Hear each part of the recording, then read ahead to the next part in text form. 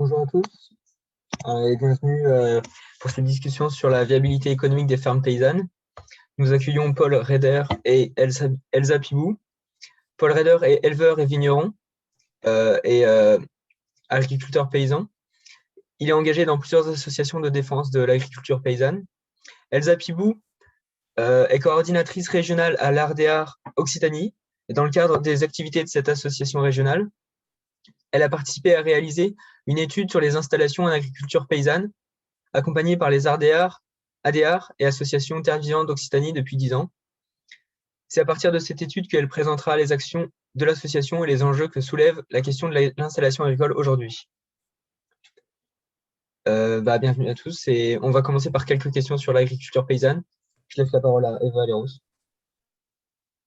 Bonjour, merci d'être venu. Je précise juste que vous pouvez poser toutes vos questions dans le chat.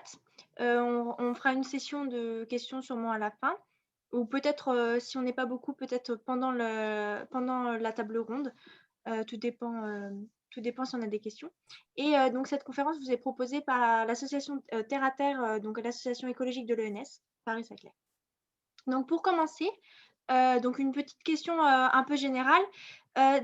Si nos intervenants pouvaient revenir sur la question de l'agriculture paysanne et sur ses principes pour nous éclairer un peu plus sur ce que c'est, sur la définition de l'agriculture paysanne et une question sur comment est née l'agriculture paysanne et pour quelles raisons. Alors, comment est née l'agriculture paysanne? L'agriculture paysanne, elle est née pour nous en même temps que l'agriculture, parce que voilà, l'agriculture, c'est l'activité qui définit le paysan. Voilà, mais donc à la Confédération paysanne, on a eu besoin d'aller un peu plus loin dans la définition, disons, pour différencier ce type d'agriculture-là. Alors, c'est pas tellement une définition, c'est plus un référentiel. Donc, disons que c'est une définition à géométrie variable, un référentiel. Et donc, c'était, disons, pour définir un peu un mode d'agriculture qui rassemble tous les paysans. Donc, on a aussi cette vision, disons, de l'agriculture, disons, des autres continents. Donc, c'est pas vraiment centré sur la France, même si bon, ça a été fomenté donc en France.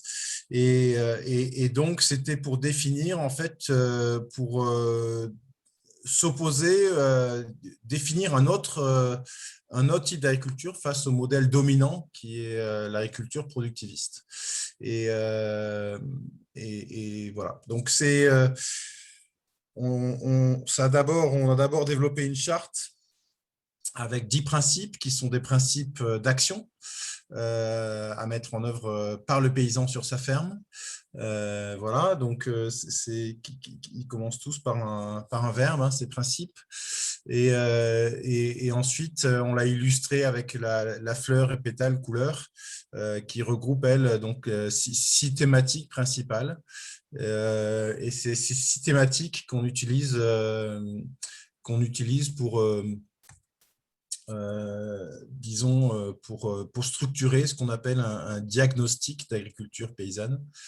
Voilà, et donc, et là, donc, on revient un peu sur la notion de référentiel. Voilà, donc c'est un référentiel parce qu'on estime que disons, ces aspects-là sont évolutifs sur une ferme. Ils représentent tous un peu un but à atteindre, mais c'est un but à géométrie variable parce que les techniques changent, parce que la société change, etc. Mais bon, on a voulu quand même orienter chacune de ces pétales vers des principes qui nous semblent un peu intangibles. Voilà. Et donc, les diagnostics agriculture paysanne, ce n'est pas un diagnostic qui donne des bons points ou des bonnes notes, c'est vraiment un diagnostic qui donne l'état d'avancement d'un projet d'évolution de ferme. Voilà, donc pour les résumer, c'est aussi en fait un peu pour remettre à plat en fait ce qui fait vivre en fait, ce qui motive en fait un paysan sur sa ferme, et donc dans le développement de ces différents aspects. Donc ils sont tous liés au fonctionnement de la ferme, et donc aussi bien au fonctionnement économique qu'au fonctionnement agroécologique. Vous pouvez les retrouver sur Internet. Pour orienter un peu la discussion, donc, du coup, qui nous anime, on peut revoir la fleur. Donc, on s'est, disons, on s'est intéressé à la viabilité des fermes en agriculture paysanne. Comment est-ce qu'on a eu accès, enfin, pourquoi?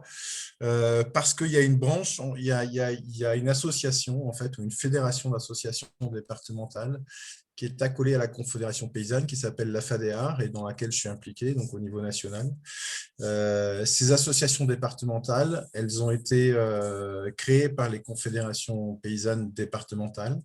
Donc, c'était à l'époque où vraiment la France était vraiment une époque pas si lointaine, où la France était vraiment, disons, divisée de manière administrative et très centrée sur les départements au niveau du fonctionnement. Et ces associations, donc créées par les confédérations paysannes départementales, avaient pour but, en fait, donc de faire du développement agricole. Alors, c'est du développement agricole, disons, qui est très attaché, qui donne une grosse place à l'humain, au social, et donc c'est un peu ce démarrage d'action, en fait, dans le développement agricole qui a motivé aussi la création de la charte et du référentiel. Donc, ces associations, en fait, c'est des associations, hein, donc loi 1901, donc voilà, qui sont actrices du développement de l'emploi agricole et rural, hein, pour vous décrypter l'acronyme ADR, parce qu'on pense qu'effectivement, l'activité rurale, elle n'implique pas que l'agriculture, elle implique toutes les activités rurales, et toutes ces activités-là sont en lien. Hein, donc, c'est pour ça que donc, on appelle les paysans à être acteurs du développement local, pas simplement de leur ferme. Donc, ces associations, elles sont acteurs, mais elles se retrouvent parfois donc en concurrence. Bon, c'est une concurrence politique, notamment avec les chambres d'agriculture. Et donc, on est obligé, donc on marche essentiellement avec des financements publics, hein, et donc on est obligé de défendre notre action, notre mode d'action et nos résultats. Et donc, on veut démontrer que l'agriculture paysanne a toute sa place dans le panorama agricole français en particulier. Voilà, donc c'est pour ça qu'on a fait cette étude. C'est un peu pour démontrer en fait que, disons que les gens qui s'installaient, donc par rapport à, disons,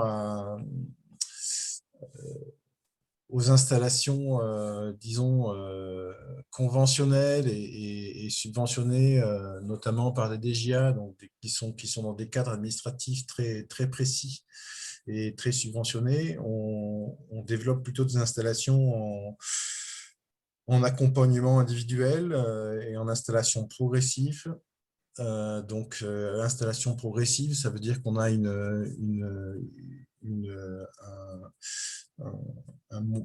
disons un échelonnage des investissements et une montée à la fois en production et en compétences sur plusieurs années.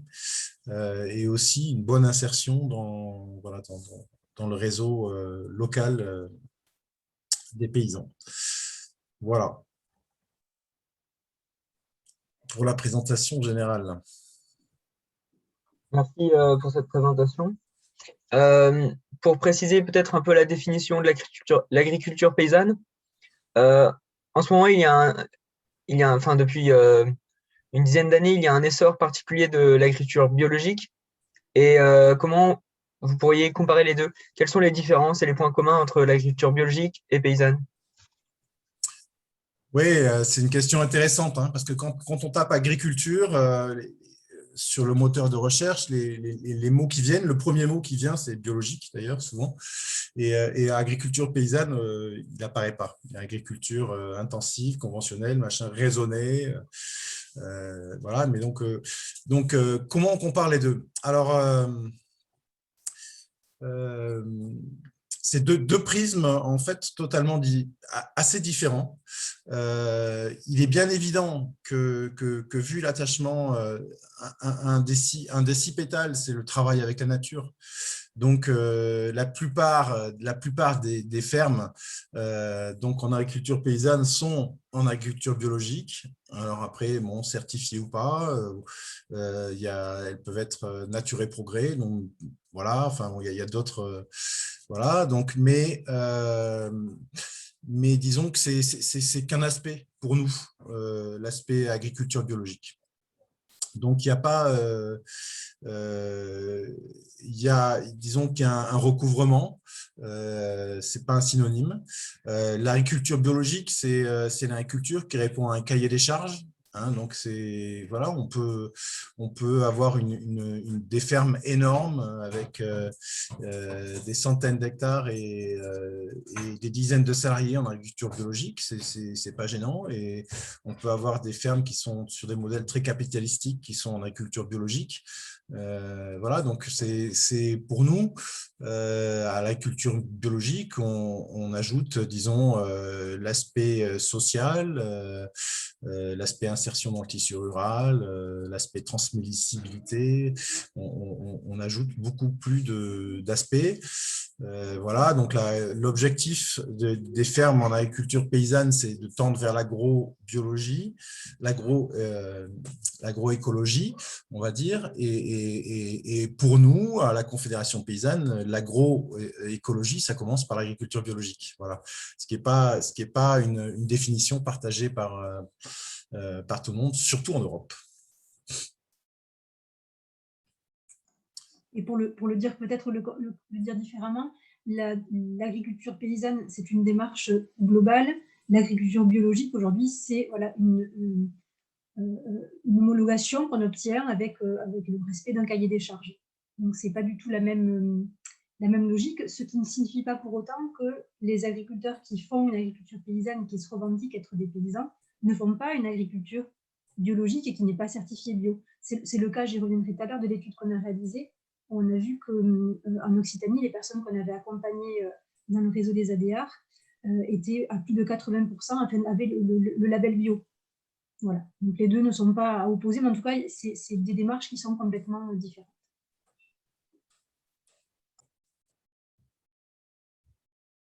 Merci pour votre réponse qui était très complète. Donc ensuite, on voulait vous poser une question qui était peut-être un peu plus personnelle, Monsieur Reder. Donc c'était la question de donc à quel moment vous avez pensé à l'agriculture paysanne et comment cela vous est-il venu? Est-ce que vous avez eu des contacts? Comment vous êtes parti dans cette aventure? Alors, comment ça s'est passé? Moi, j'ai repris la ferme de mon père, hein, voilà, donc il y a une vingtaine d'années. Et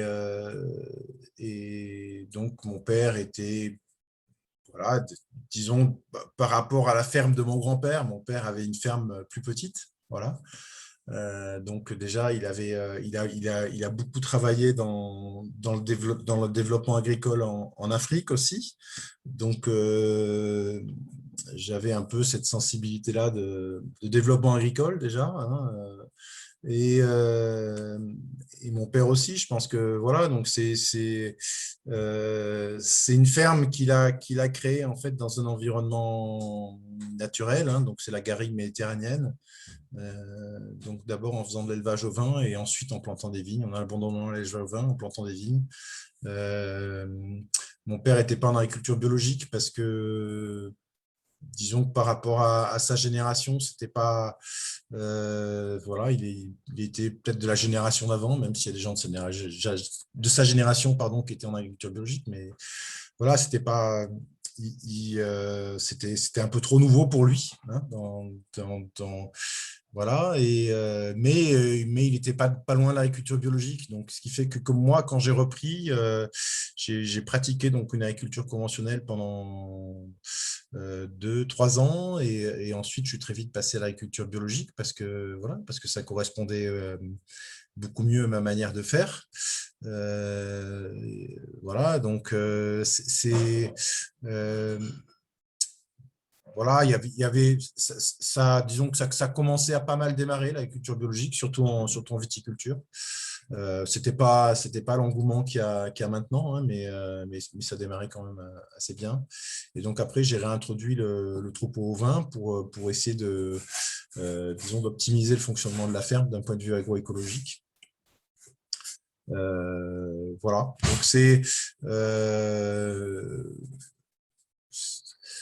après, voilà, même en agriculture biologique, on peut au niveau des intrants, pardon, en viticulture, on peut continuer à évoluer, hein, et avec disons, remplacer des substances comme le cuivre ou le soufre qui sont autorisées en agriculture biologique par ce qu'on appelle des PNPP, donc des préparations naturelles peu préoccupantes.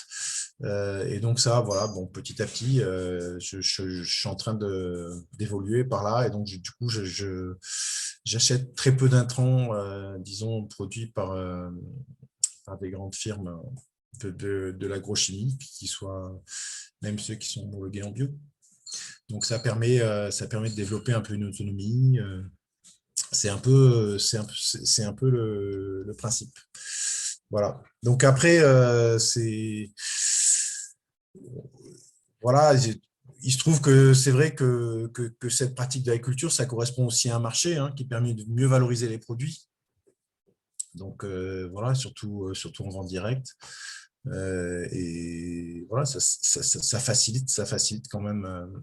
Ça facilite quand même l'exercice, disons, de l'agriculture biologique qui est quand même assez périlleux. Faut l'admettre. D'accord, merci pour cette réponse. On a une première question du public. Faut sauter le pas. C'est pas évident de poser une question, mais n'hésitez pas, hein. Une question d'Irina qui nous demande quelle est la fourchette approximative de la surface des fermes et si elles sont diversifiées entre élevage et agriculture, ce qui est votre cas, si j'ai bien compris. Ouais. Ou elle parle de rotation diversifiée aussi. Alors, la fourchette, c'est très variable, hein, la fourchette approximative de la taille des fermes, hein. Mais on a les tailles à peu près pour les fermes spécialisées. Disons, les fermes diversifiées, c'est un peu plus compliqué. Parce que, bon, par exemple, j'ai des amis vignerons qui vivent très bien sur 5 hectares de vignes, hein, mais qui font que ça.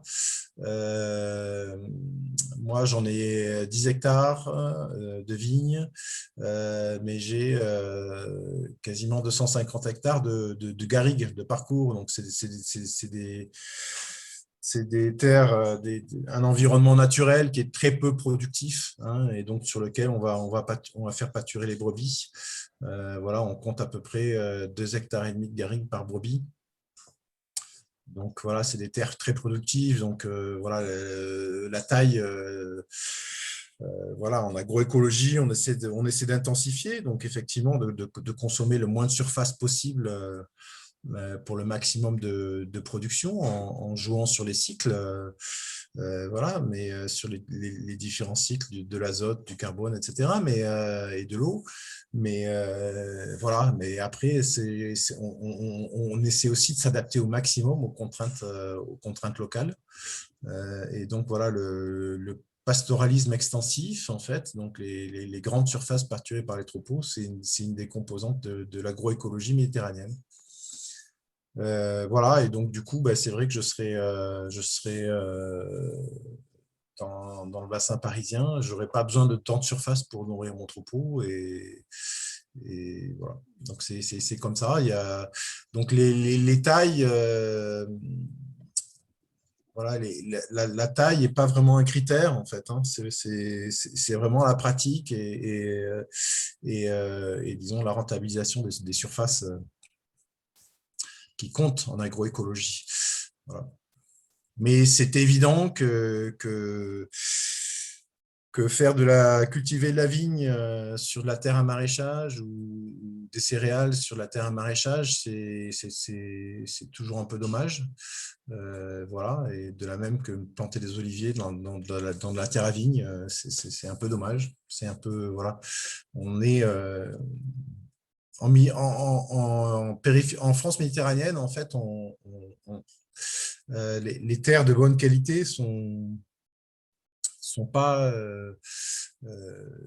disons, sont pas si disponibles que ça. Hein. On n'a pas une grande disponibilité en terres de qualité, et c'est vrai qu'à chaque fois que l'usage de terres de qualité est un peu détourné, au pire, donc à l'artificialisation, hein, donc c'est vraiment un crève-cœur, quoi.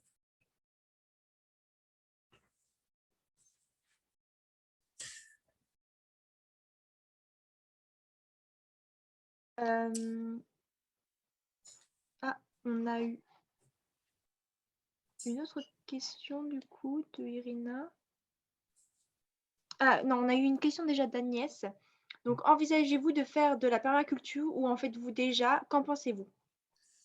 Alors, je ne fais pas de permaculture, mais je suis en train de préparer un terrain pour en faire.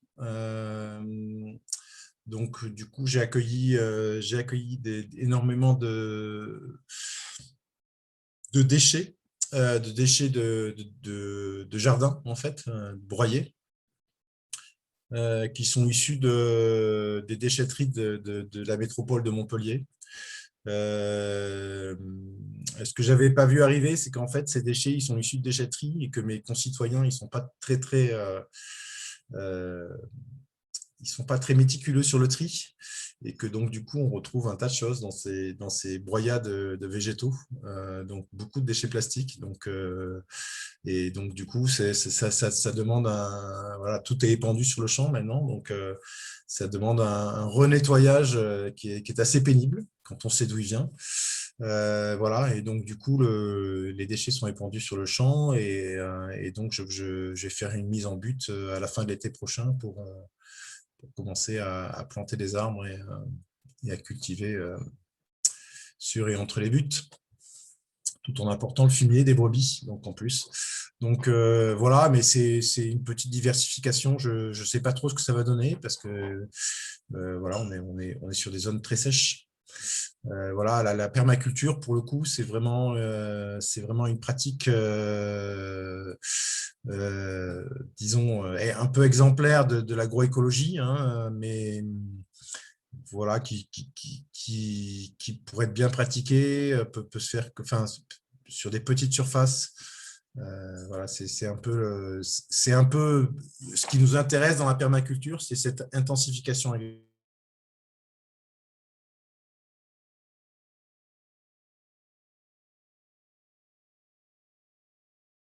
écologique, c'est-à-dire qu'on va on va pouvoir d'intrants, pardon, et beaucoup d'entrain.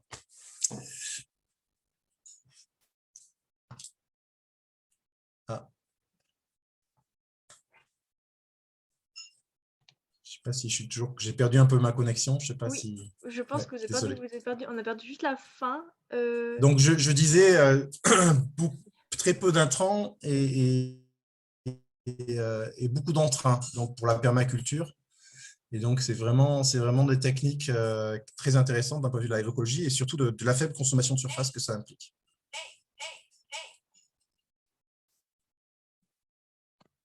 D'accord, merci. Une autre question du public, Irina encore.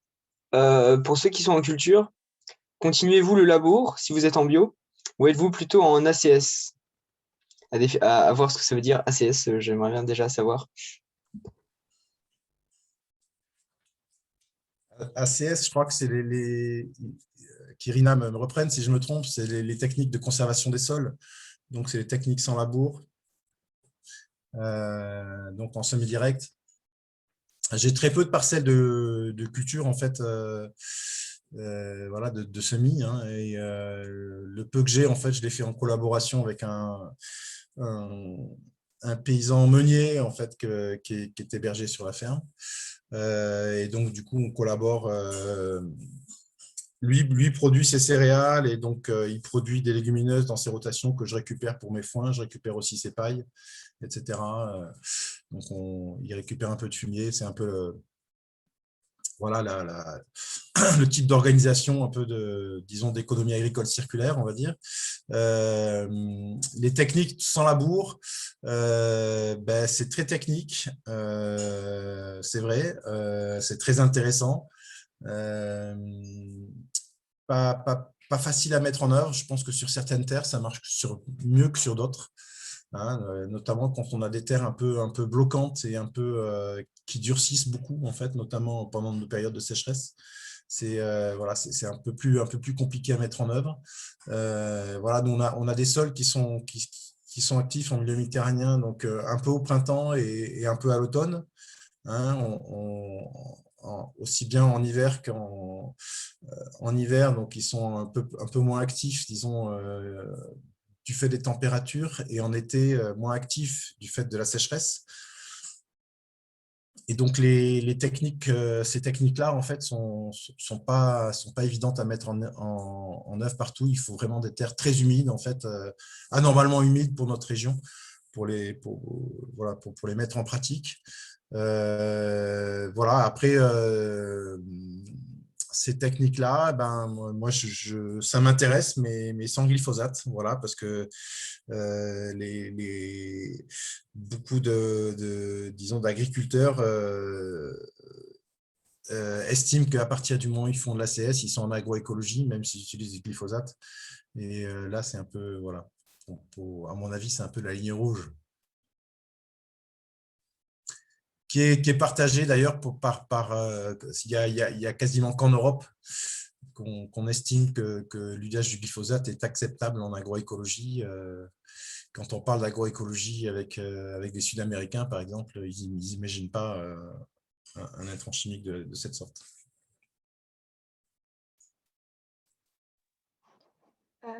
Donc ensuite, on avait donc une question plus sur votre quotidien. Parce que c'est vrai que quand on n'est pas agriculteur, on a peut-être un peu de mal à se représenter qu'est-ce que c'est tous les jours d'être agriculteur paysan. Donc, qu'est-ce que le fait de vos pratiques, quels sont les effets de vos pratiques sur votre quotidien? Comment votre quotidien s'organise-t-il? Et pour votre activité de vigneron et d'éleveur en particulier, qu'est-ce que ça veut dire en termes de compétences pratiques, de journée de votre quotidien? Bon, je vais évacuer la question des compétences. Voilà, moi, j'ai grandi sur la ferme quand il n'y avait que des moutons. Et donc, j'ai toujours été très impliqué, en fait, sur la ferme, aux côtés de mon père. Et donc, du coup, c'est vrai que c'est là que j'ai accumulé le maximum de compétences. Et après, en viticulture, et après, pour l'œnologie. Donc, du coup, c'était... il y a, disons qu'il y a les compétences pour faire, et puis ensuite, disons, le développement des compétences. Le développement des compétences, il se fait plutôt par l'échange entre pairs, en fait. Hein, et ça, c'est important. Donc, soit c'est des groupes très, très informels, soit c'est des groupes plus formels. Je fais partie d'un GI2E, justement, pour tout ce qui est le pastoralisme, donc la valorisation des milieux naturels par le pâturage, par exemple. Voilà, donc ensuite le quotidien, c'est on peut le voir à différentes échelles de temps, hein, donc Il y a des objectifs très long terme, comme voilà, il va falloir arracher cette vigne, il va falloir replanter. Là, c'est des endroits où j'arrive plus à pâturer, donc il faudra finir par les débroussailler ou mettre des clôtures, etc. Donc ça, c'est voilà, c'est des tâches c'est ce que mon père appelait le plan quinquennal. Voilà. Quand je lui parlais de projets comme ça, il me disait, on le mettra au plan quinquennal. Voilà. Donc, et après, il y a le rythme un peu annuel des cultures et de l'élevage.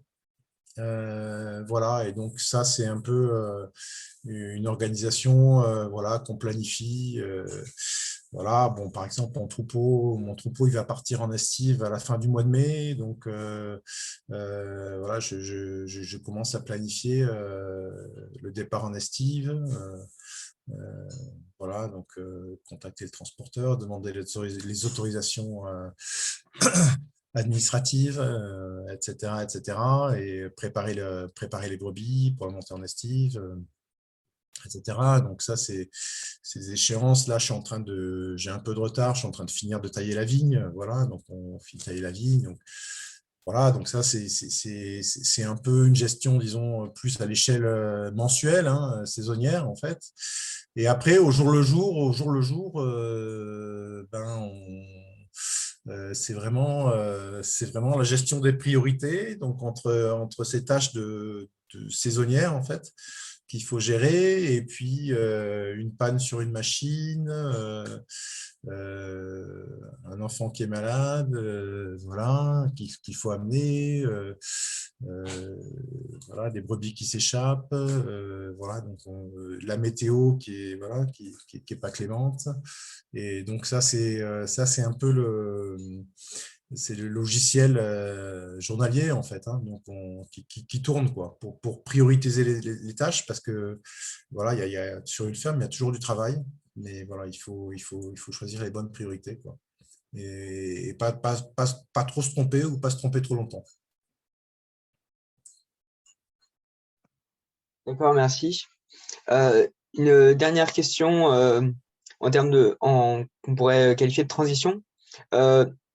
Comment vos activités de vigneron et d'éleveur se combinent et se complètent, à la fois d'un point de vue plutôt biologique et peut-être économique, avant de parler concrètement de viabilité économique? Ouais, alors, comment elles se complètent? Elle se complète d'abord dans la valorisation du territoire, en fait, dans lequel je suis installé. Parce qu'effectivement, il y a des terres de garrigue voilà, où on peut rien cultiver, hein, parce que c'est très rocheux, il y a un peu de pente, c'est pas facile d'accès, c'est on a des sols superficiels, donc c'est très peu productif, etc. Donc, pour ça, le pâturage, donc par une race rustique, c'est le seul moyen de la valorisation. Mes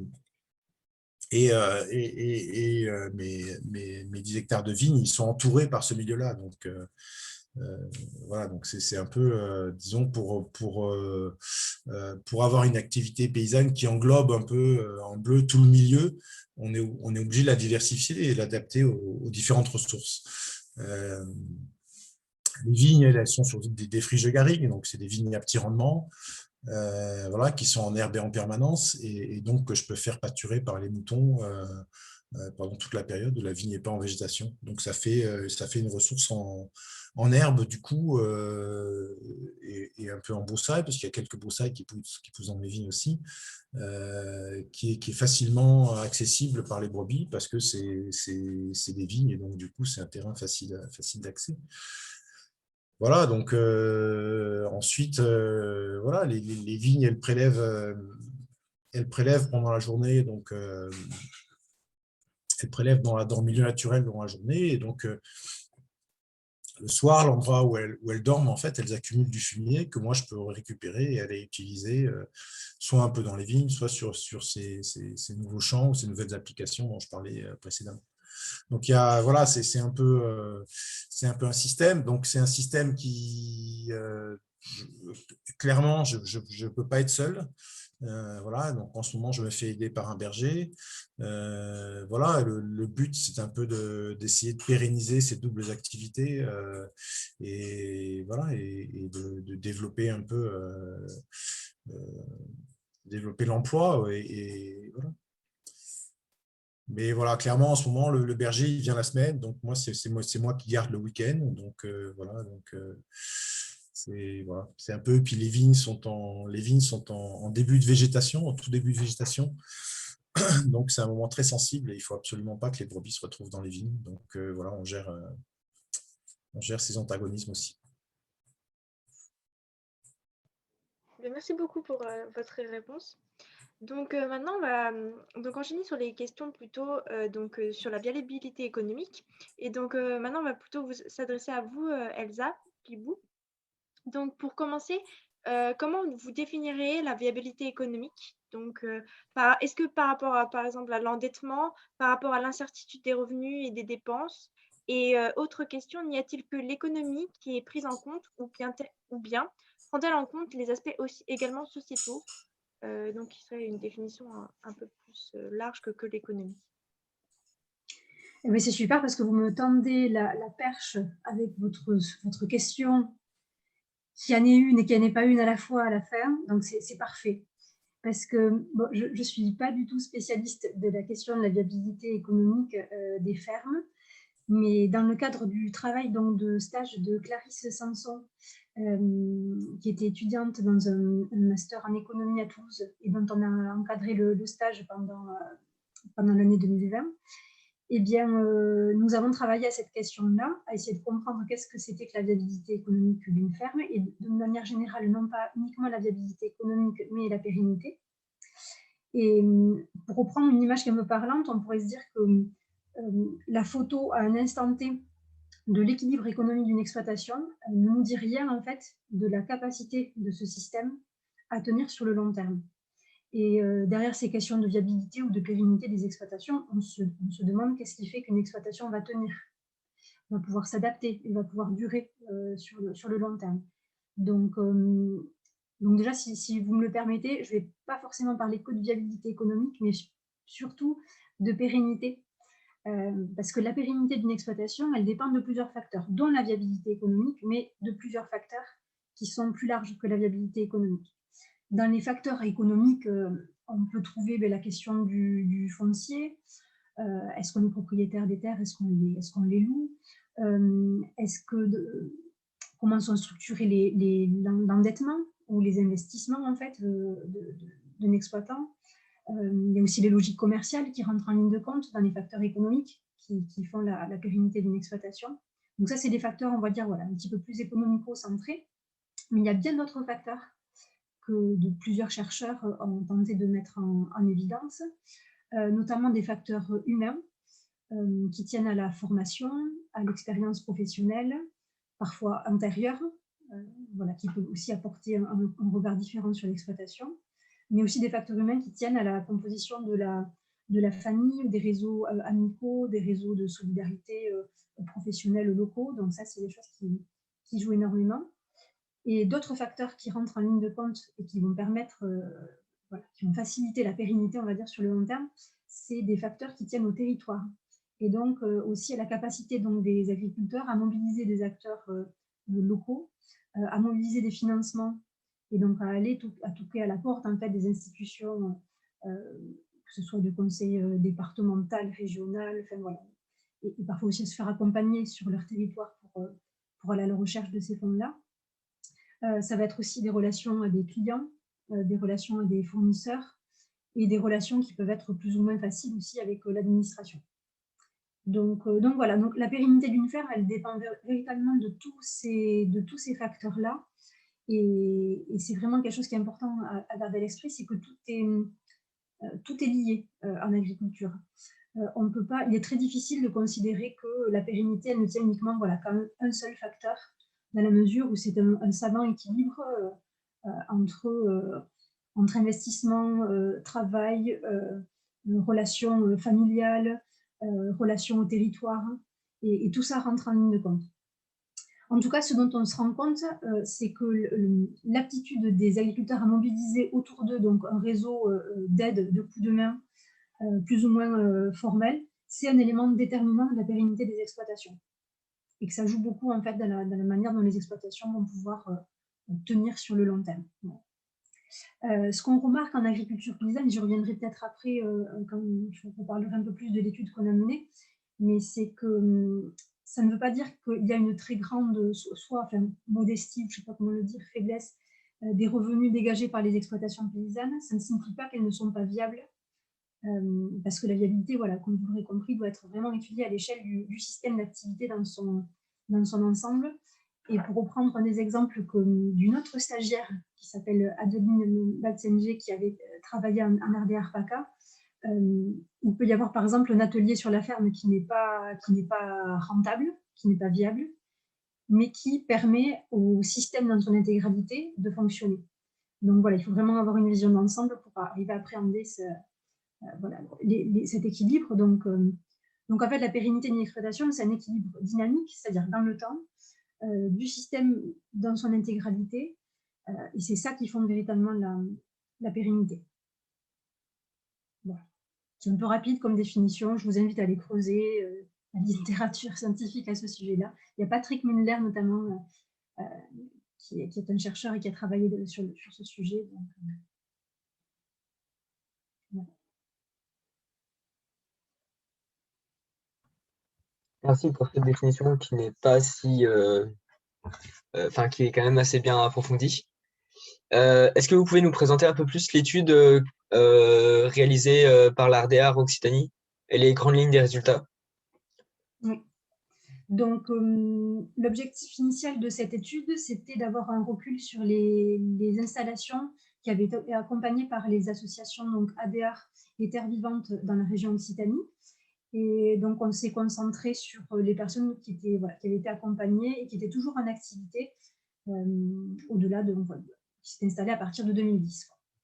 On a eu un taux de réponse assez satisfaisant de 10% par rapport au nombre de mails qu'on avait envoyés pour notre questionnaire en ligne. Donc, c'était tout à fait satisfaisant pour le traitement des réponses.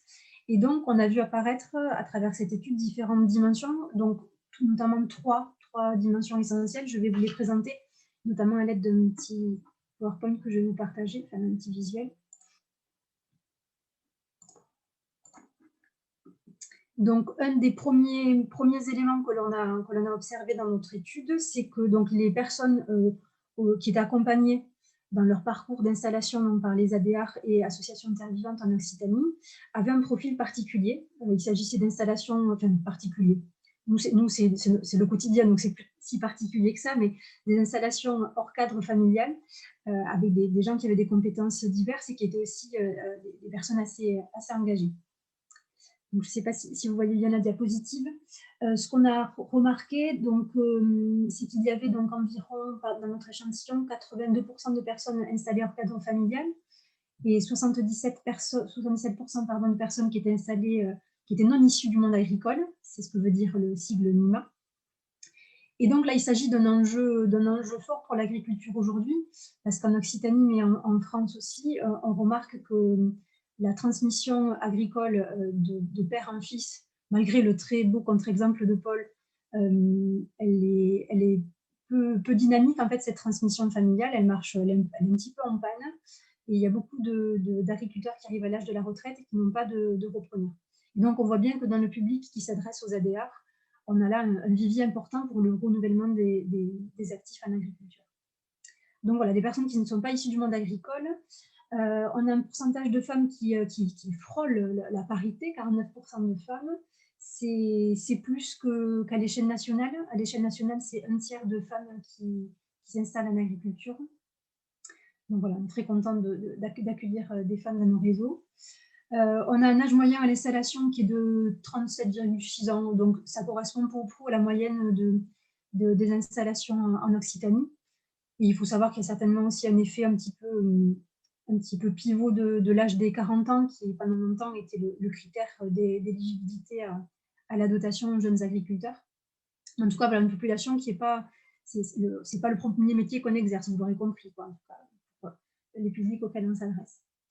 Et ce qu'on a remarqué aussi, mais ce qu'on remarque aussi dans les études générales qui portent sur ces sujets-là à l'échelle de la France, c'est que ce public hors cadre familial, c'est un public qui est un peu plus formé, qui a plus de diplômes, notamment des diplômes du supérieur, que la moyenne des agriculteurs en France. Et donc ça, c'est quelque chose quand même qui est assez, qui est assez important aussi pour comprendre comment ces nouvelles générations d'agriculteurs, qui ne sont pas issus donc, du monde agricole, peuvent aussi amener des compétences différentes. Et dans la mesure où ce n'est en général pas leur premier emploi, ils amènent aussi des réseaux, des routines professionnelles qui sont différentes. Donc voilà pour le profil. Concernant les fermes, ce que l'on observe, c'est qu'il s'agit de fermes à taille humaine, résilientes, biologiques et ancrées sur leur territoire. Donc, je vais m'expliquer un petit peu. À taille humaine, pourquoi? Parce que de manière générale, là encore, on observe que les installations qui ont été accompagnées donc, au cours des dernières années dans les ADR concernent des petites fermes. Donc 82% sont inférieurs à 30 hectares et 60% quasiment inférieurs à 5 hectares. Donc il s'agit de petites exploitations. Alors bien évidemment, là, il s'agit toujours de moyennes, parce que si on obtiendra des chiffres complètement différents si on part sur des systèmes d'élevage, par exemple, ou sur des fermes en maraîchage, quoi, qui demandent beaucoup moins, pareil pour l'apiculture, qui demandent parfois soit beaucoup d'hectares, mais des hectares de manière très extensive. On pose des ruches et qui ne sont pas forcément comptabilisées comme telles. Donc, voilà. Mais de manière générale, on a affaire à des petites fermes. Il faut savoir que la moyenne nationale des fermes en France, elle est de 63 hectares en moyenne. Donc, vous voyez qu'on a quand même affaire à des fermes qui sont plus petites, avec l'idée, pour reprendre ce que disait Paul tout à l'heure, de densifier sur ces fermes aussi l'emploi et de faire autant qu'on le peut sur des petites surfaces. Donc ça, c'est un premier élément. 70% donc, des fermes sont en bio, c'est-à-dire ont le label AB, mais toutes sont dans une démarche d'agriculture paysanne respectueuse de l'environnement. Et donc certaines, par exemple, ont d'autres labels, le label Nature et Progrès, par exemple, le label Déméter, d'autres labels. Ce qu'on a remarqué, c'est qu'il y avait une prépondérance dans les ateliers donc, de production, une prépondérance du maraîchage, de l'apiculture, des plantes médicinales et aromatiques à parfum, PPAM, et aussi un petit peu de l'élevage ovin en Occitanie, mais avec beaucoup de maraîchage et beaucoup d'apiculture dans nos réseaux. Ce que l'on remarque également, c'est que donc 57% ont plusieurs ateliers. Donc, on a quand même une situation de diversification des ateliers en agriculture paysanne. Et c'est beaucoup plus que la moyenne nationale, où on est à 35% à l'échelle nationale, toute exploitation confondue. Ce que l'on remarque aussi, ce qui a été quelque chose de très fort, et c'est le sens du petit panneau là en haut, c'est que quasiment toutes les personnes qu'on a interrogées commercialisent leurs produits dans les circuits courts, donc soit directement à la ferme, soit sur des marchés de plein vent, soit auprès de consommateurs qui sont réunis dans des associations comme les AMAP, les associations pour le maintien de l'agriculture paysanne, ou aussi lors rassemblés dans des magasins de producteurs. Et ça, c'est aussi quelque chose d'assez important parce que ça permet justement aux fermes d'être ancrées sur leur territoire. Vous vous souvenez, tout à l'heure, je parlais de viabilité qui était en lien avec les questions de territoire, et donc ça permet aux fermes d'être ancrées sur leur territoire, d'être liées aux consommateurs. Et ça permet aussi à quelque chose d'important pour la viabilité économique, c'est-à-dire de faire en sorte que la valeur ajoutée, elle reste sur la ferme.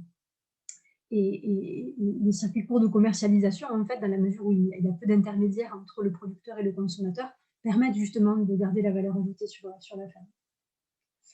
Ce que l'on observe, et ce qui nous a un peu surpris, parce qu'on s'attendait à d'autres chiffres, c'est que 83% des personnes qu'on a interrogées donc, travaillaient seules, mais un tiers avec leur conjoint qui était impliqué dans la ferme. Voilà. Donc, on voit bien là encore que c'est beaucoup plus complexe que combien de personnes travaillent, parce qu'en fait, il y a parfois des coups de main, comme dont on parlait tout à l'heure, qui peuvent être vraiment des soutiens en fait, pour la viabilité et la pérennité des fermes. Donc voilà pour les fermes. Et dernier élément qui va on va revenir un petit peu sur la question économique à proprement parler. Ce que l'on a observé, c'est que ces fermes, elles sont souvent, on a un endettement qui est assez faible, des paysans et des paysannes qui sont encore peu aidés ou trop peu aidés, avec des revenus qui sont consolidés, mais vous verrez qu'on est dans une situation qui n'est pas si catastrophique que ça au final.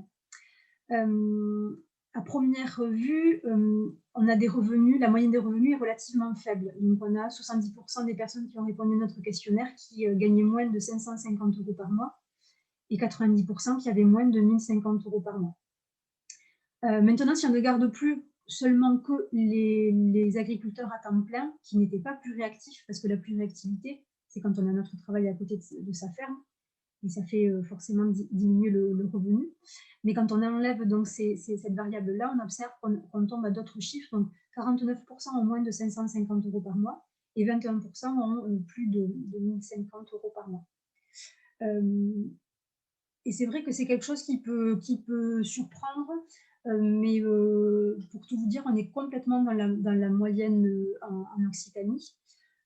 Avec des revenus qui sont pour une très grande majorité des exploitants agricoles en dessous de 500 € par mois. Donc, on se situe dans la moyenne du moins des chiffres disponibles parce qu'il faut savoir que c'est très difficile pour les agriculteurs de parler de revenus. Ce n'est pas forcément quelque chose avec lesquels ils sont très à l'aise. Donc, on avait fait des fourchettes pour notre questionnaire pour obtenir des données. Mais ce qu'on a observé aussi, c'est qu'on avait du mal à obtenir des données qui n'étaient pas des grands agrégats statistiques et qui mélangeaient un peu toutes les fermes, parce qu'en général, les très grosses fermes tirent vers le haut les plus petites fermes. Donc, pour obtenir des moyennes vraiment pertinentes, c'est quelque chose de difficile. Mais ce qu'on observe aussi de manière concomitante, et c'est pour ça qu'on ne peut pas regarder uniquement le revenu qui est disponible à la fin du mois, c'est que l'agriculture paysanne est une agriculture qui est peu endettée, dans la mesure où il y a une volonté de rechercher de l'autonomie et donc de ne pas être tenu auprès d'organismes bancaires sur des montants d'investissement qui sont colossaux, qui mettent les agriculteurs dans la difficulté. Et donc, il y a la moitié donc, qui n'a pas emprunté en fait, pour s'installer et 30% qui a emprunté moins de 30 000 €. Donc, ce sont des chiffres extrêmement faibles pour le monde agricole où les niveaux d'endettement peuvent être extrêmement forts.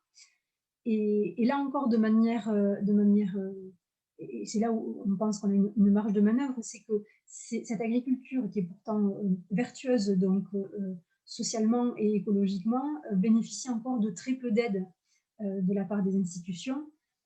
Seulement donc 20% des paysans installés donc, au cours des dernières années, pour ceux qui ont répondu à l'enquête, avaient obtenu la DJA, la dotation de jeunes agriculteurs. Et 39% avaient obtenu ce qu'on appelle le pass installation. C'est une aide qui est mise en place par le Conseil régional Occitanie. Et au final, donc, il s'agit finalement d'une agriculture qui est encore peu aidée. Et ça pose des questions quand on voit notamment les manifestations d'aujourd'hui qui ont bloqué une partie des autoroutes, ou les revendications des agriculteurs dans l'appel de la FNSEA considéraient que la faiblesse des aides qu'ils avaient touchées était le fait d'une transformation de la PAC. Bref, tout ça pour vous dire que il y a certainement une marge de manœuvre que politiquement il serait souhaitable d'enclencher si on veut aller vers une transition agroécologique et alimentaire plus forte pour soutenir cette agriculture paysanne qui est vivante et qui est pourvoyeuse à la fois d'emplois sur les territoires, d'un ancrage territorial et aussi voilà, vertueuse d'un point de vue environnemental. Donc voilà les grands résultats auxquels nous sommes parvenus. Il y avait d'autres éléments, mais je ne vais pas m'étendre là-dessus, sur l'accompagnement que nous proposons dans les ADR, parce qu'on a aussi eu envie de connaître un petit peu l'avis des personnes qu'on avait accompagnées pour voir dans quelle mesure elles avaient apprécié ou elles avaient été satisfaites en fait, de l'accompagnement qu'on leur faisait. Et alors je pense qu'ils nous aiment bien, ils ne nous aiment pas que bien, mais en tout cas ils étaient plutôt globalement satisfaits de l'accompagnement que les ADR donc, mettent en œuvre pour les accompagner. Merci vraiment beaucoup pour cette question très, très complète, pour cette réponse très complète à notre question. Donc ensuite, on avait une question par rapport à vos résultats justement, parce que vous nous avez décrit quelques-uns de vos résultats et on s'est posé la question est-ce que la pérennité d'une installation agricole, est-ce que vous avez trouvé qu'elle dépendait du mode de transmission des terres ou non? Par exemple, voilà, on a des transmissions comme par achat par location, on a des locations à la mairie, par exemple, on va avoir des achats par des associations ou autres. Et donc, voilà. Alors, c'est pas quelque chose que l'on a creusé dans notre étude. On ne s'est pas intéressé à cette dimension-là de qu'est-ce qui était véritablement le facteur décisif de la pérennité en fonction de la modalité de reprise. En tout cas, je vous invite à voir, mais je vois que vous l'avez partagé, donc c'est parfait, à lire l'article de Patrick Muller pour aller un petit peu plus loin. Lui, ce qu'il met en évidence, c'est que le fait de s'installer sur une exploitation de ses parents, par exemple, amène à la fois des avantages et des inconvénients. L'avantage, c'est le poids du foncier qui sera moins important, et puis surtout la recherche de foncier qui sera moins chronophage. Mais par contre, parfois, une difficulté à faire changer des systèmes d'exploitation qui sont déjà en place. Par contre, à l'inverse, s'installer sur une exploitation qu'on crée de toutes pièces est quelque chose qui peut être très, très coûteux, mais sur lequel on peut peut-être innover plus facilement. Par contre, l'influence sur la pérennité des exploitations, j'ai l'impression que les résultats, en tout cas, de l'étude de Patrick Muller, en tout cas, étaient extrêmement contrastés sur le sujet. Par contre, ce qu'on a observé, c'est que plus de diversification d'activités pouvait entraîner plus d'autonomie et plus de pérennité. Et qu'en gros, l'autonomie et la pérennité venaient aussi soit de la diversification des ateliers présents sur la ferme, soit aussi de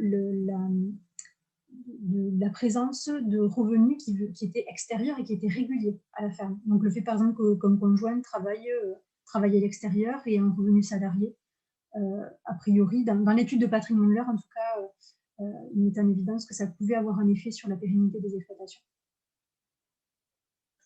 Voilà, je ne sais pas, Paul, si tu veux compléter ce propos, si tu as des choses à dire sur le sujet, de ce que tu as observé peut-être toi sur le terrain.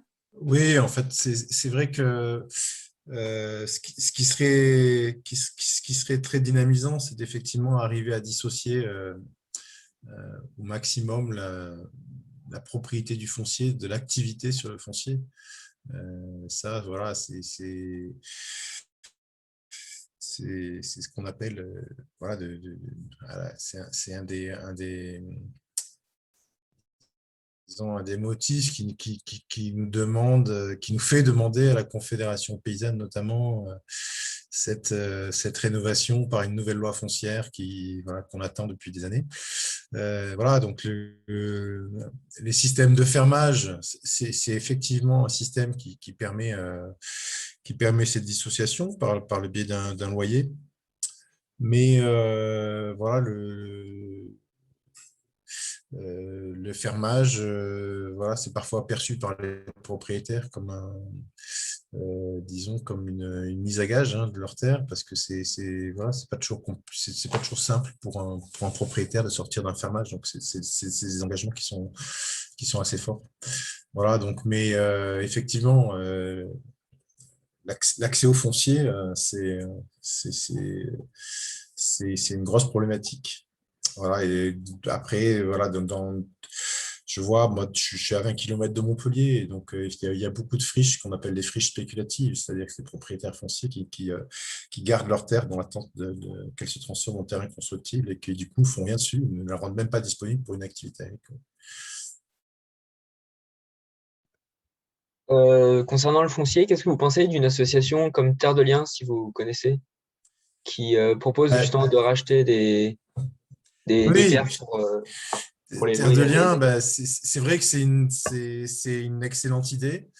On est associé au sein du pôle impact, du pôle impact national et des divers impacts territoriaux, donc notamment l'impact Occitanie. Avec à la FADEAR, avec aussi la Fédération nationale des CIVAM et Terre de Liens, Du coup, on est trois onvars donc, qui font partie d'Impact et on est très moteur sur la politique de la transmission. Hein, la transmissibilité, c'est un des pétales de la fleur de l'agriculture paysanne que vous avez vu tout à l'heure. La transmission et donc du coup essayer de faciliter au maximum les transmissions parce que c'est une dynamique qui va être cruciale en fait dans les années à venir. Vu la démographie des agriculteurs avec une grosse proportion, je crois que c'est d'ordre de 47% des agriculteurs qui vont prendre leur retraite dans les 10 ans à venir. Donc, il y a énormément de terres à transmettre. Terre de Liens ne pourra pas acheter toutes les fermes qui sont sur le marché, c'est sûr. Mais voilà, on est là, on est pour la promotion d'outils, donc avec Occitanie. Il y a en ce moment la mise en place d'un outil pour du portage de foncier, donc le conseil régional qui à travers son établissement public foncier pourrait acheter des terres, les mettre à disposition du porteur de projet pour que le porteur de projet puisse différer l'investissement dans le foncier. Donc voilà, il y a tout un tas de techniques effectivement pour essayer de faire sauter ce verrou-là. Et la solution Terre de Liens, effectivement, qui du coup dissocie, comme je le disais, la propriété de l'activité, mais tout en, disons, sanctuarisant l'activité agricole et en plus en bio, donc des terres qui lui appartiennent. Voilà, je trouve que c'est vraiment une bonne optique. Mais bon, on sait très bien que d'un point de vue statistique, ça ne pourra pas répondre aux gros enjeux qui se présentent à nous. D'accord, merci. Elsa, vous disiez que la diversification des activités était la solution. Peut-être que vous pouvez tous les deux répondre enfin, essayer de décrire un peu ce que veut dire la diversification des activités pour les agriculteurs paysans. Notamment, vous parlez d'ateliers. Je vois pas trop ce que c'est précisément. Du coup, peut-être que vous pouvez expliquer à nous.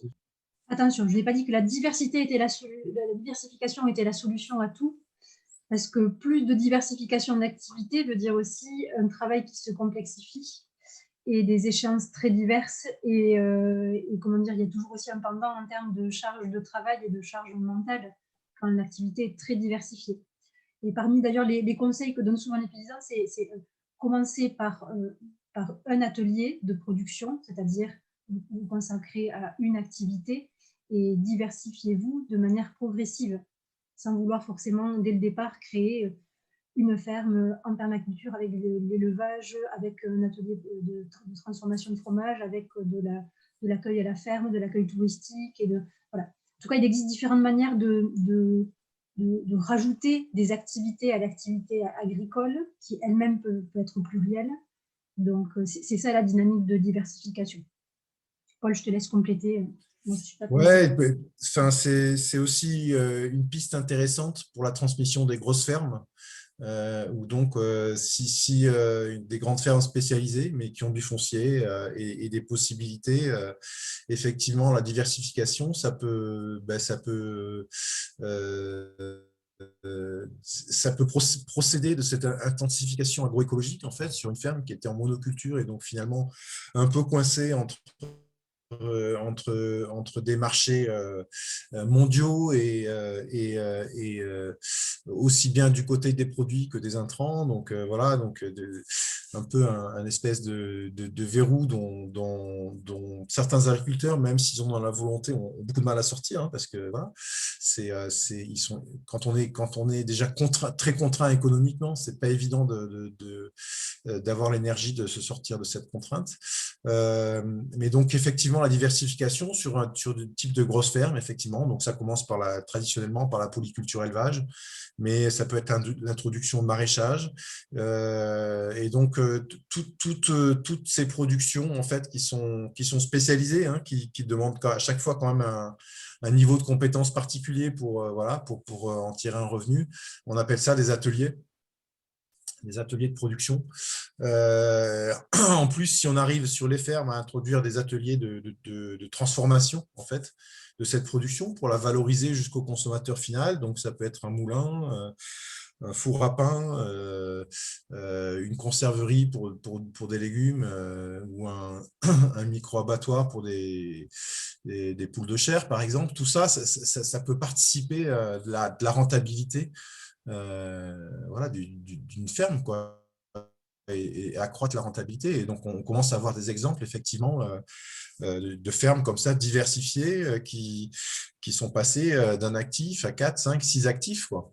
Alors après, la problématique la nouvelle problématique de ces fermes-là, c'est le travail en collectif, parce que voilà, il faut bien s'entendre collectivement, il faut bien organiser les tâches de la ferme collectivement, les astreintes, les pics d'activité sur certains ateliers, etc., la commercialisation qui soit cohérente, etc., etc. Donc, c'est tout un nouveau champ en fait, du développement agricole, effectivement, qui est la diversification à la fois des fermes, des régions de production, parce que parfois, par exemple, c'est pas toujours évident de lancer un atelier un peu spécialisé dans une région où cette production n'existe pas du tout, parce qu'on n'a pas de référentiel, on n'a pas accès à l'équipement de la même manière, etc., etc. Donc, effectivement, la diversification de l'agriculture à l'échelle de la ferme et à l'échelle, disons, locale, c'est un gros chantier qui, à mon avis, peut générer beaucoup d'emplois et beaucoup de plus-value pour l'agriculture. Mais voilà, c'est compliqué, collectivement. Et puis, c'est quelque chose qui aussi va complètement à rebours de l'ultra-spécialisation de l'agriculture productiviste dans laquelle beaucoup d'agriculteurs contraints et forcés sont aussi tombés, quoi, voilà, dans les années post-Deuxième Guerre mondiale et dans les années 60. Donc, c'est vrai que c'est ramener aussi de la diversité voilà, là où parfois des agricultures s'étaient complètement spécialisées. C'est en tout cas la vision de la souveraineté, la souveraineté alimentaire qu'on défend. En fait, c'est par la diversification des fermes, des régions, en termes de production et l'autonomisation maximale des paysans voilà, vis-à-vis de l'extérieur. Donc, vous entendrez, disons, d'autres définitions de la souveraineté alimentaire voilà, qu'on ne partage pas. Donc, on a parlé de beaucoup de notions et donc on a une question qui est un petit peu une question de synthèse donc justement sur la viabilité donc économique des installations et donc on a vu qu'il était en lien avec de nombreux autres aspects. Et donc en quoi pour vous deux sur quoi plutôt excusez-moi repose selon vous une installation en agriculture paysanne réussie? Donc c'est une question un petit peu un peu large, mais ça pourrait peut-être permettre de synthétiser.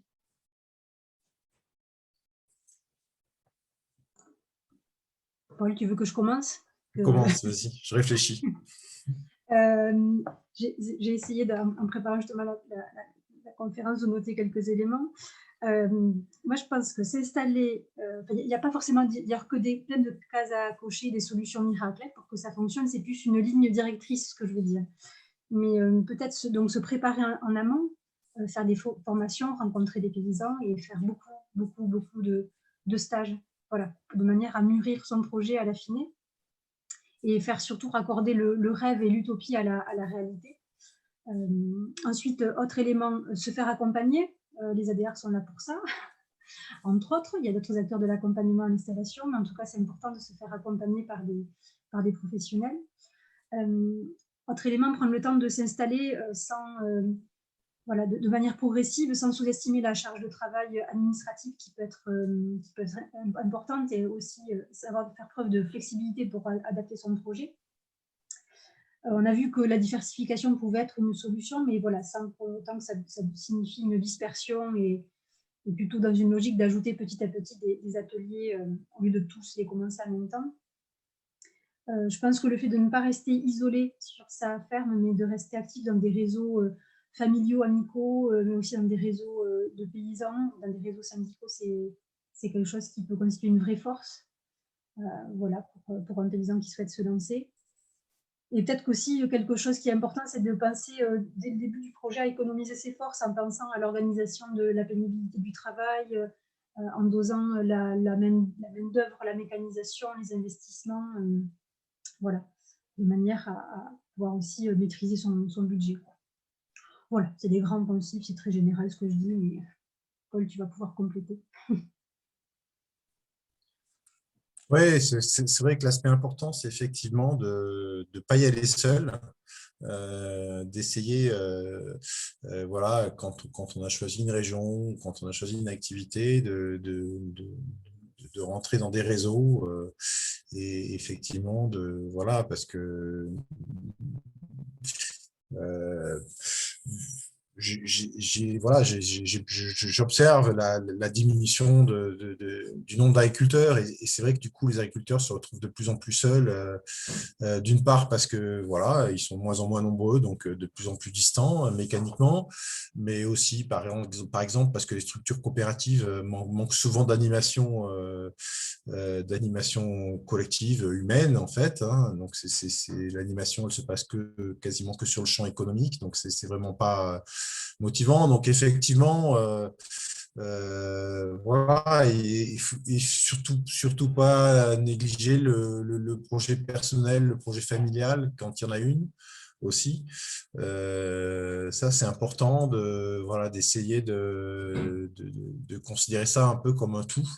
Voilà, de considérer, de pas trop rester centré sur sa ferme, d'être ouvert en fait, d'être ouvert au maximum, que ce soit sur les autres paysans, mais aussi sur les autres commerçants, parce que voilà, on va se retrouver à vendre des produits, sur les possibilités en termes de transformation, par exemple, etc. Parce qu'à chaque fois, ça peut déboucher sur des dynamiques collectives qui vont rassembler des paysans et qui peuvent être très intéressantes. Voilà. Donc, il faut pas y aller tout seul. C'est collectif. Merci pour ces réponses qui sont peut-être générales, mais très intéressantes. Maintenant, on va passer à quelques questions sur le système agroalimentaire et le système politique, notamment en référence à ce que vous aviez dit à la question précédente, pas celle sur pas la question synthèse, mais la question d'avant, sur la souveraineté alimentaire. Donc, pour commencer, je vous avais présenté en disant que vous étiez engagé dans des associations de défense de l'agriculture paysanne. Est-ce que vous pouvez nous en parler un peu plus, Paul? Oui, ben, c'est donc c'est défense de l'agriculture paysanne, donc c'est pour disons un peu conforter ce modèle d'agriculture paysanne. Donc on travaille aussi bien sur l'accueil de gens qui sont en parcours d'insertion, voilà, qui sont voilà donc que sur voilà des paysans pour essayer on répond aussi à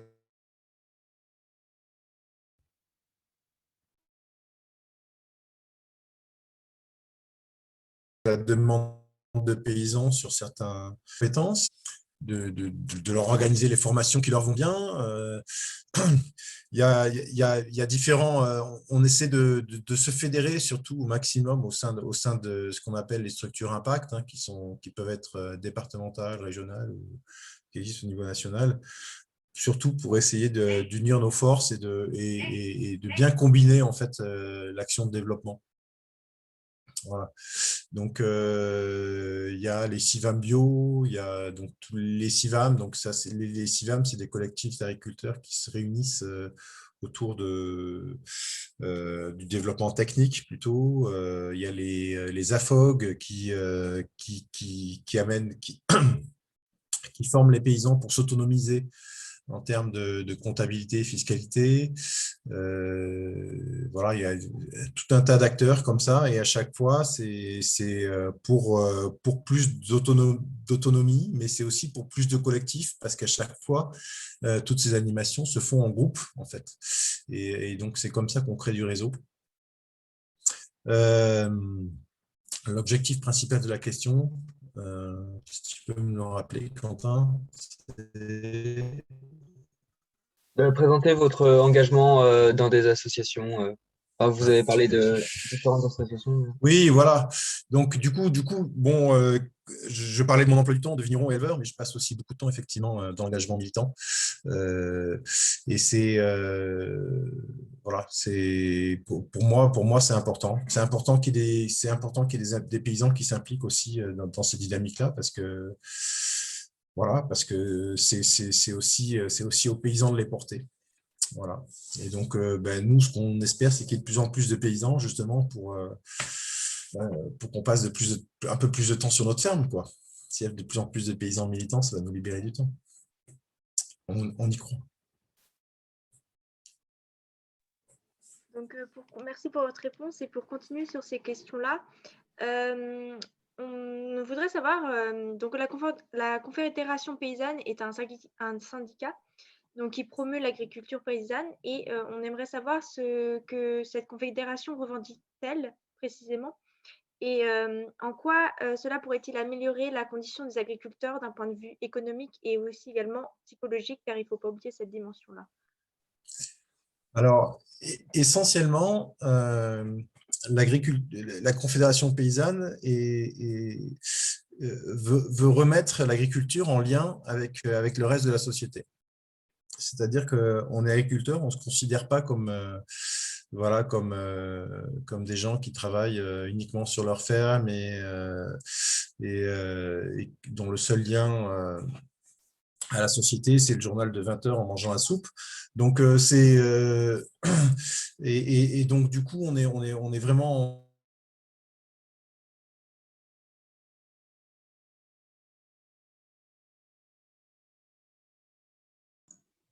On travaille souvent en lien, et donc ça revêt tout un tas de je suis désolé pour la connexion, ça revêt tout un tas de, disons, d'aspects, quoi, hein. Donc, on était récemment en train de faire de la maraude pour des migrants à la frontière italienne.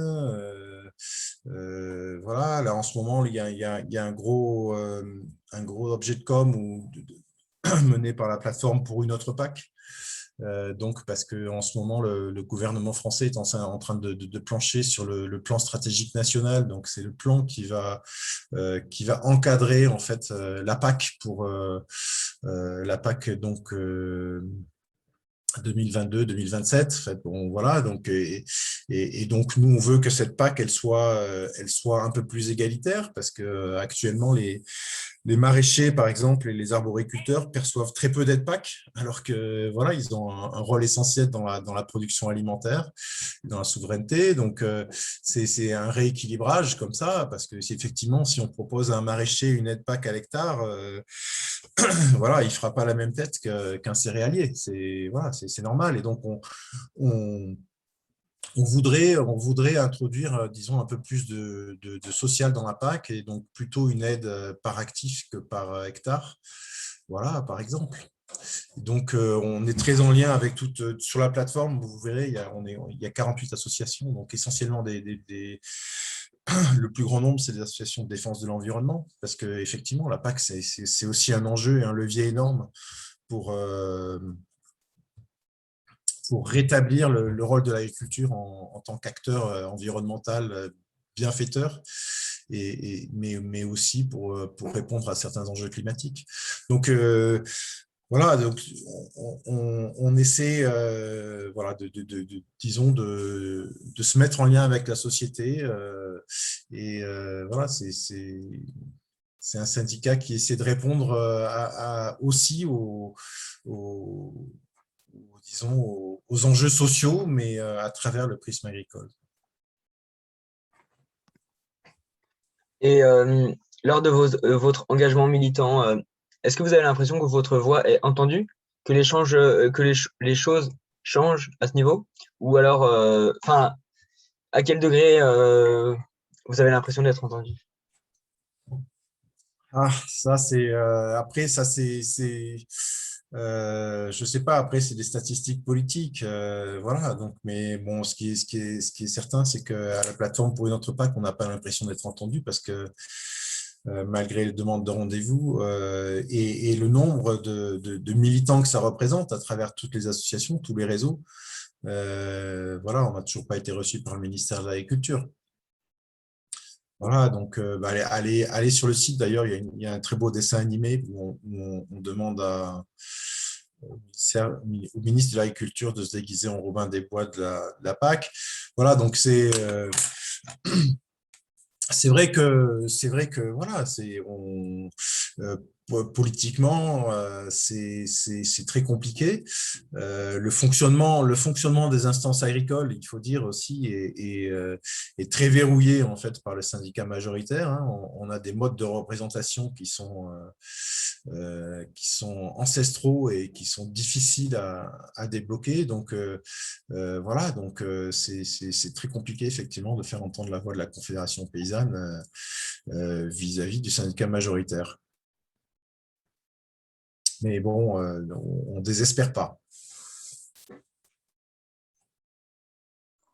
Et puis, il y a des choses qui, à différentes échelles, peuvent aussi avoir lieu. Enfin, parfois, l'échelle plus locale, par exemple, en mobilisant des collectivités ou des élus sur une communauté de communes, est parfois plus facile. Enfin, il y a des leviers parfois qui existent d'un point de vue local, qui existent beaucoup moins dès qu'on essaye dès qu'on élargit les échelles, quoi.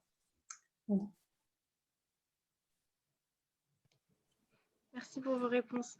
Et donc un peu pour un petit peu, disons, voir un peu plus dans l'avenir, comment tous les deux vous imaginez, comment vous pourrez imaginer la manière dont on produira notre alimentation justement par exemple en 2030 ou voire en 2050, et comment vous aimeriez que ça évolue, vos attentes, voilà, un peu vos projets, tout ça sur les questions d'avenir et de l'alimentation.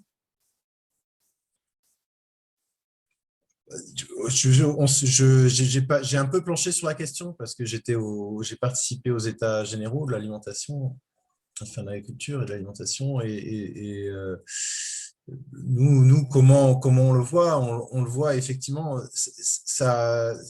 il faut remettre un peu l'alimentation au centre des préoccupations voilà, de tous les citoyens. Et aussi qu'ils soient en moyen disons, d'avoir accès à une alimentation saine et équilibrée, quoi. Donc, c'est vraiment et l'objet de l'agriculture tel qu'il est maintenant, donc avec fortement subventionné, il pourrait très bien porter ce projet-là. Il y a un projet accessoire qui est accessoire, mais qui est important, c'est le projet de sécurité sociale alimentaire, parce que c'est pas normal que finalement que les aliments de qualité soient réservés qu'à ceux qui en ont les moyens, voilà, donc qui les produisent. Donc voilà, donc pour nous, c'est remettre l'alimentation, disons, dans l'alimentation de qualité, un peu plus au niveau des préoccupations de chacun, et surtout, et du coup, ça voudrait dire une meilleure valorisation, une meilleure commercialisation des productions, et ça reste le meilleur effet d'entraînement, en fait, pour que les agriculteurs aient tous le sourire et la patate, quoi.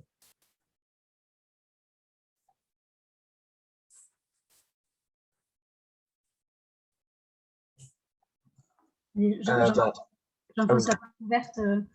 Ouais, on veut des campagnes vivantes avec des paysans et des paysannes heureux, nombreux et nombreuses, connectés aux autres secteurs d'activité. Et voilà, je pense que c'est l'objectif. C'est l'utopie. Donc maintenant, on doit travailler à faire en sorte de réduire l'écart entre la réalité et l'utopie.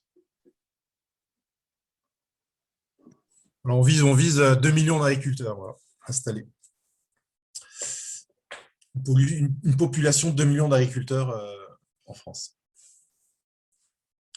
Et là, il y a combien d'agriculteurs en ce moment? Alors, j'ai pas le chiffre en tête. Je vais pas dire des bêtises. Ah. C'est quelques centaines de milliers, quoi. Mais ouais, ok. c'est Oui, bon, c'est ça. c'est un objectif ambitieux, mais bon, qui est réalisable, parce que voilà.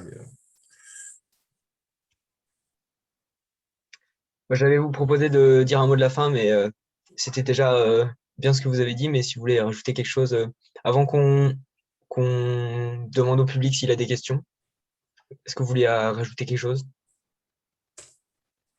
Rien de particulier. J'attends les questions. Voilà, si vous avez des questions, n'hésitez pas. Que ce soit sur le sujet de la conférence en particulier ou ce qui a été dit, ou alors sur des questions qui pourraient être pertinentes vis-à-vis des intervenants.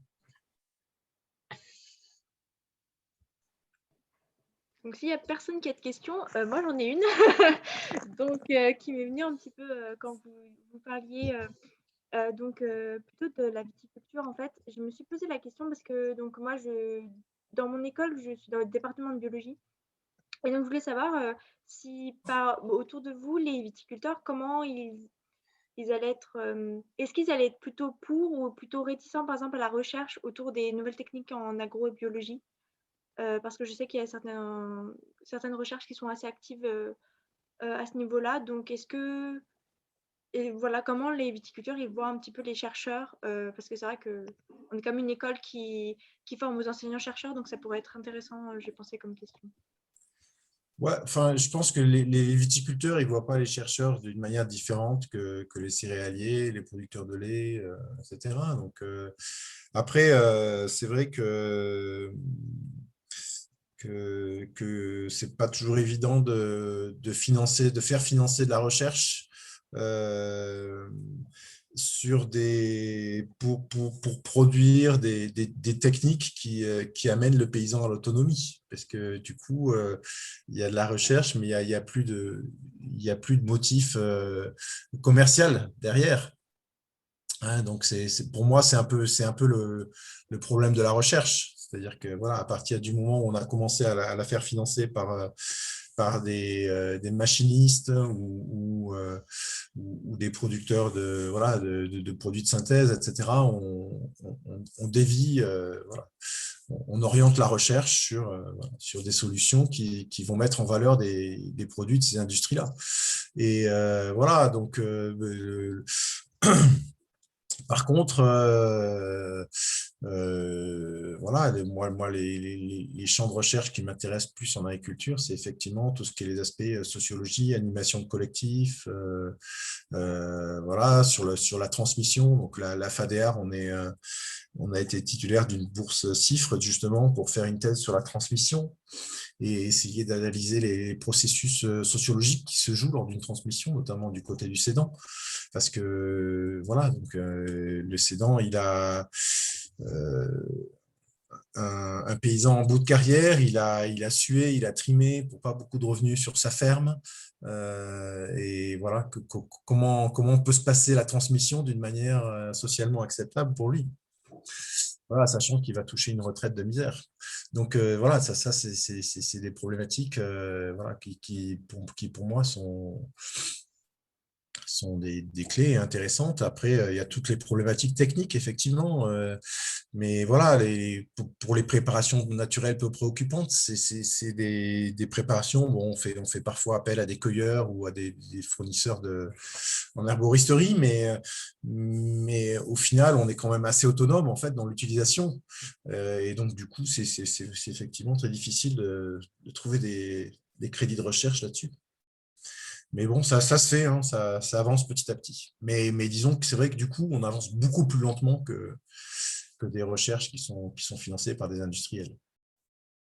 On a une question un peu sur le même sujet, j'ai l'impression, d'Émile Rogier, qui demande si la Confédération paysanne travaille avec l'INRAE, qui travaille à permettre une intensification durable de la production agricole, ou alors si au contraire vos visions avec l'INRAE sont plutôt divergentes.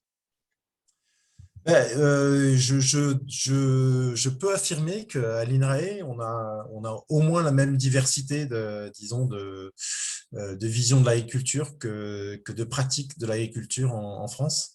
Et voilà, et donc du coup, oui, effectivement, à l'INRAE, il y a des chercheurs qui travaillent à l'intensification durable, voilà. Alors, intensification durable, je sais pas trop ce que ça recouvre, hein, mais il y a des chercheurs qui s'intéressent, disons, aux objectifs de l'agriculture paysanne en général, pour parler de manière très, très générale. Donc, effectivement, non, la Confédération paysanne et la FADER travaillent. La plupart des ONVAR du réseau Impact ont des projets de recherche avec l'INRA. Donc, parfois, ils nous appellent pour contribuer, justement, contribuer à leur objet de recherche. Voilà, moi, j'accueille un thésard qui va faire de la recherche sur le suivi des moutons par GPS. Voilà, on n'est pas complètement hermétique à la technologie, hein, parce que voilà, on a tous des portables. Voilà, on est capable de parler sur Zoom. Voilà, donc il y a pas, c'est pas, il faut bien identifier les contradictions où elles sont. Et pas les faire des amalgames et des généralisations.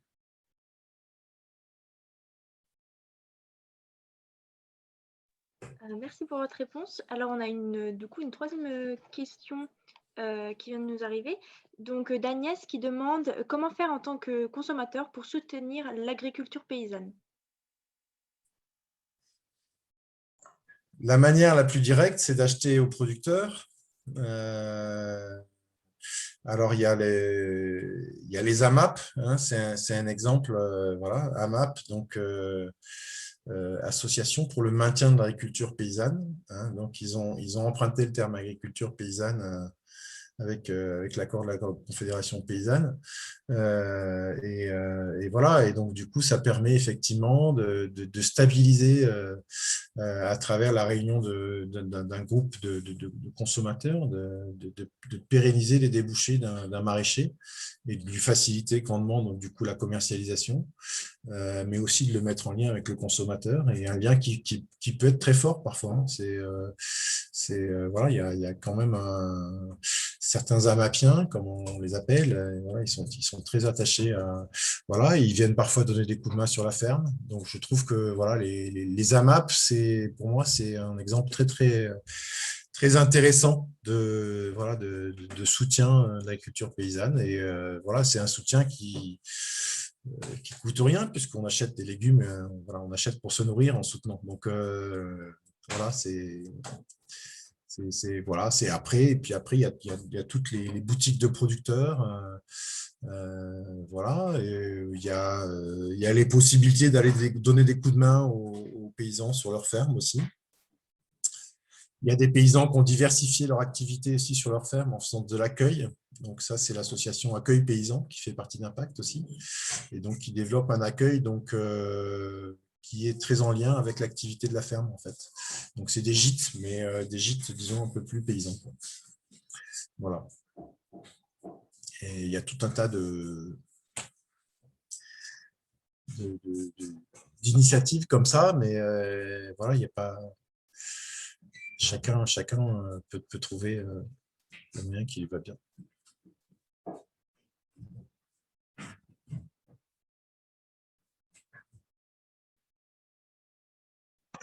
Bon, il n'y a pas d'autres questions du public. Moi, j'avais une petite question.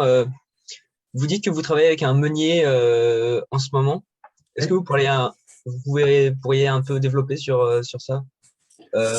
Qu'est-ce que vous faites et comment ça se passe? Ouais, alors c'est un meunier, voilà, donc il se trouve qu'il avait pas de local, il avait très peu de terre, il n'avait pas de local pour mettre son moulin, et il fait des pâtes aussi, son atelier pour faire les pâtes. Et voilà, l'accès au bâti est très compliqué parce qu'on est proche de Montpellier, et donc du coup le moindre bâtiment coûte très très cher en loyer. Et donc, on a construit, du coup, on a monté son atelier au fond de ma cave, attenant ma cave. Et voilà, du coup, on a aussi combiné, l'usage des terres, voilà, de parcelles de plaine, donc des terres à céréales auxquelles j'avais eu accès.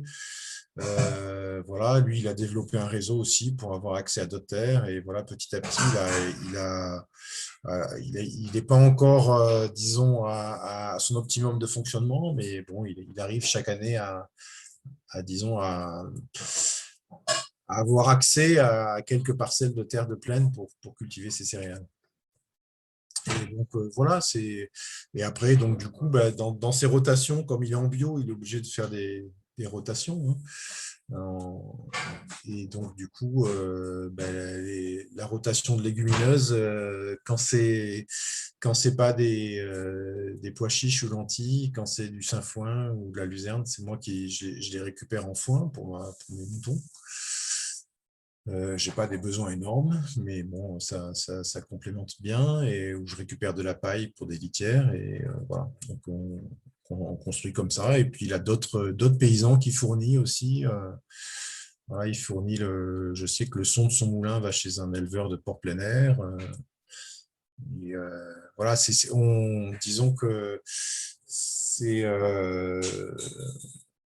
avant, il y avait des choses qui se faisaient sur la même ferme, et c'était une famille entière qui gérait toutes les activités.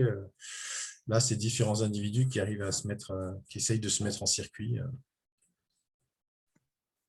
Ok.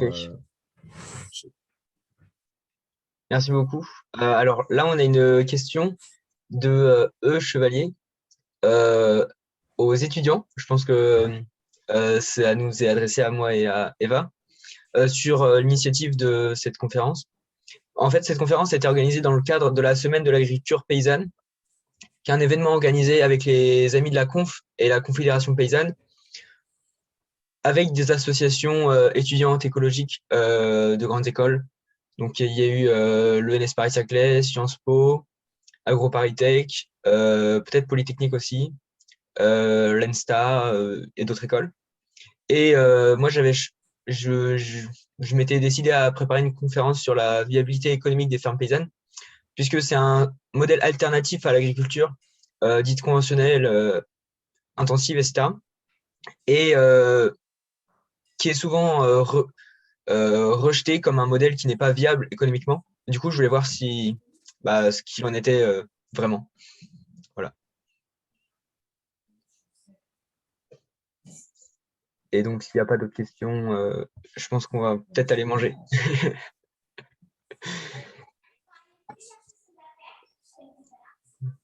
Merci beaucoup en tout cas. Merci à vous pour l'organisation. Merci d'avoir répondu positivement à notre invitation en tout cas. Merci pour l'échange, pour cette initiative. Merci pour cette initiative. Et puis, écoutez, si vous avez un projet d'agriculture paysanne, n'hésitez pas. Voilà. Parlez-en autour de vous. Merci beaucoup. Merci, passez une bonne soirée. Merci, vous aussi. Bon appétit. Bonne soirée. Merci.